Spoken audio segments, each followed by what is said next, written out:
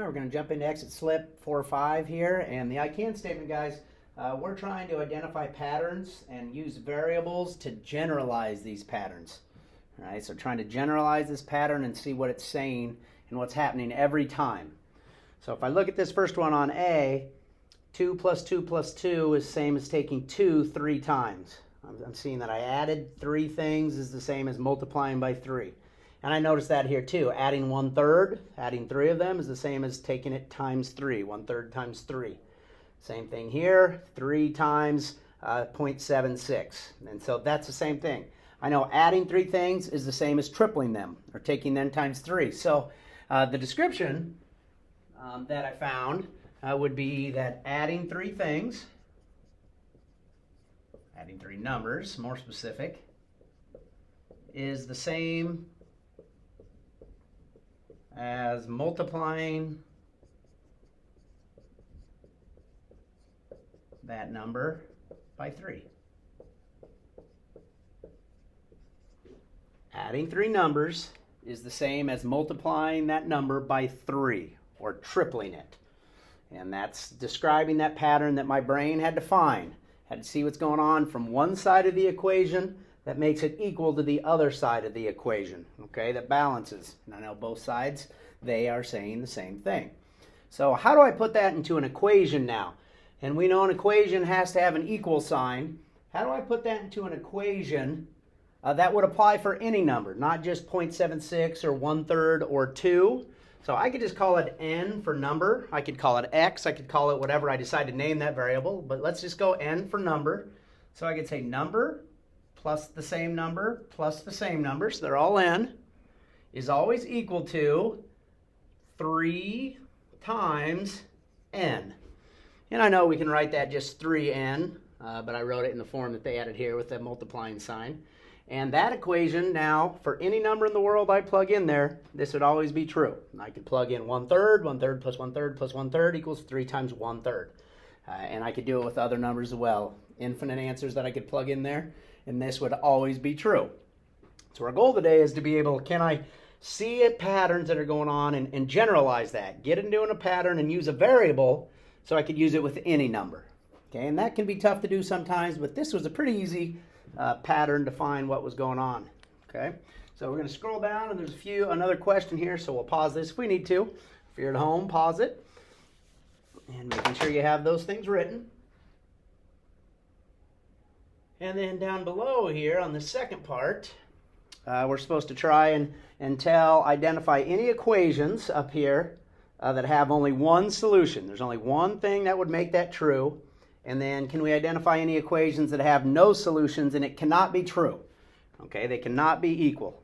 All right, so you kind of have to go through and understand some of your math concepts.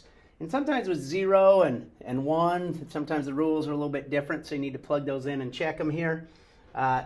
These are supposed to both be small x's. One got copied a little bigger, but these, like x is the same number here. Okay, so when is x take away 17 equal to 17 take away x? Because these are different things. We can't just flip them. But are there any numbers that might make this true? I mean, sometimes you try the numbers that are in there themselves, or 0 or 1, and see what happens. But if I plug in 0, a lot of times people think 0 works. But 0 minus 17 is actually a negative 17. If I plug 0 in over here, it becomes 17 minus 0. That's a positive 17. So 0 is not something that makes that true. Okay, so x cannot equal 0. But can x equal 17 itself? If I plug in 17 for x here, it becomes 17 minus 17. And if x is still 17, they both become 17 minus 17. So both sides equal 0 when I do that. 17 minus 17 is 0. So I have found one solution. Any other number I plug in there won't work. Okay, so I know this has one solution that will make it true. When x is equal 0 or 17, that is it. Okay. Next one, x divided by 2 and x multiplied by 2. Again, if I take a number and divide it by 2, most of the time, obviously, multiplying by 2 and dividing by 2 are different things, and they're going to lead to different answers. So again, I'm going to try like 0 and 1 sometimes and see if those work. And if I plug a 0 in here, 0 divided by 2 is 0. And if I plug a 0 in here, 0 times 2 is also 0. And I know 0 equals 0. So 0 actually works here. If you plug in 1, it does not work. So again, there's only one solution. No other numbers would work. Okay, except 0 works here. The one solution that makes that true. X has to be 0. Third one, I kind of go to my facts. In this case, x times 6 equals 54. So what times 6? If I know my facts, 9 times 6.